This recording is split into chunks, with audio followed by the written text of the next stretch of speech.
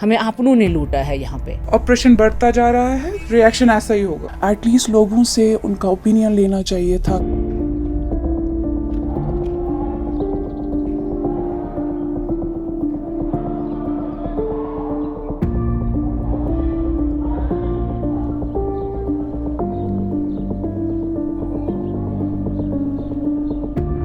अब यही एक ज़रिया था हमारा जो हमारे कश्मीर को बचा सकता था, क्योंकि यहाँ पे हमें अपने कश्मीरी लोग थे।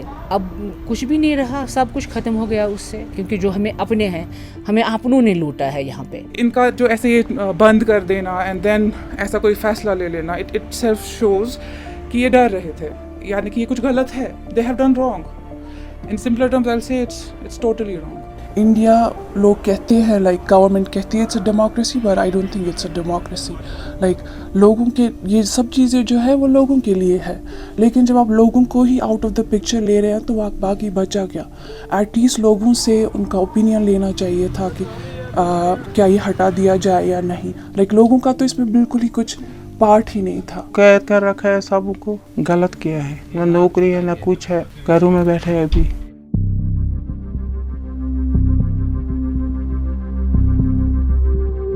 सारे कहते हैं कि यहाँ स्टोन पेल्टिंग नहीं है, गवर्नमेंट कह रही है कि यहाँ स्टोन पेल्टिंग नहीं हो रही है, वो सब चीज़ें नहीं हो रही है। वो इसलिए नहीं हो रही है कि हम अपने बच्चों को खोना नहीं चाहते हैं। बच्चे तो निकले थे स्टोन पेल्टिंग के लिए, मगर जो बड़े लोग हैं उन्होंने समझाया बच्चों को कि हमें इससे कोई मकसद हासिल नहीं होगा, हम अपना जुलूस निकालेंगे यहाँ से। हमें ये हासिल हुआ कि हमारे बच्चे शहीद हो गए, छोटे छोटे बच्चे, 7 साल के बच्चे, 8 साल के बच्चे। एक साल की बच्ची को पैलेट से भूना गया, छोटे छोटे बच्चों को, लड़कियों को अंधा कर दिया गया। हम नहीं चाहते हैं कि आगे इतना खून खराबा हो जाए। पीपल तब भी अभी तक काम है। लाइक आई थिंक 2 वीक्स हो चुके हैं, सब कुछ बंद है। लेकिन अगर यही कंटिन्यू हुआ तो क्या करेंगे लोग? ये सिर्फ कश्मीरियों की बात नहीं है। अगर आप किसी और स्टेट में भी ऐसा करेंगे, आई डोंट थिंक वो 2 हफ्ते तक भी रुक पाएंगे। They are gonna respond. तो रिस्पॉन्ड क्या होगा लोगों का? फॉर एग्जाम्पल, अगर यही कंडीशंस चलती रही तो what are people gonna do? Definitely they are gonna come out on the streets. वो कुछ ना कुछ तो रिएक्ट करेंगे ना।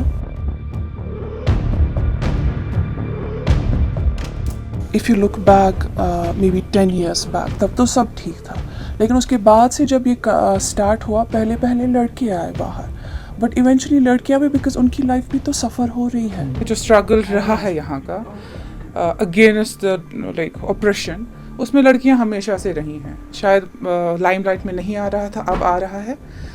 और प्लस जो यूथ यहाँ का गया है, यू नो, जितनी डेथ्स यहाँ पर हुई हैं, तो हर घर में मतलब अब करेंगे क्या? दे विल लाइक उभरेंगे ही, लेकिन नॉट स्टॉप। कब तक रोकेंगे? हर जगह देखने को मिला है, जब ऑपरेशन बढ़ता जा रहा है, रिएक्शन ऐसा ही होगा।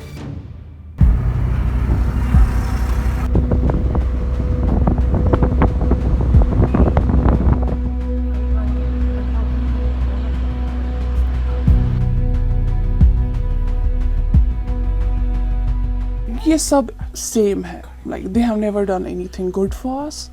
तो अभी अगर वो रिएक्ट कर रहे हैं, वाई? जैसे इससे पहले भी अनरेस्ट हुए हैं, तब वो रिएक्ट क्यों नहीं कर रहे थे? Because they were still in power. और अभी वो रिएक्ट क्यों कर रहे हैं?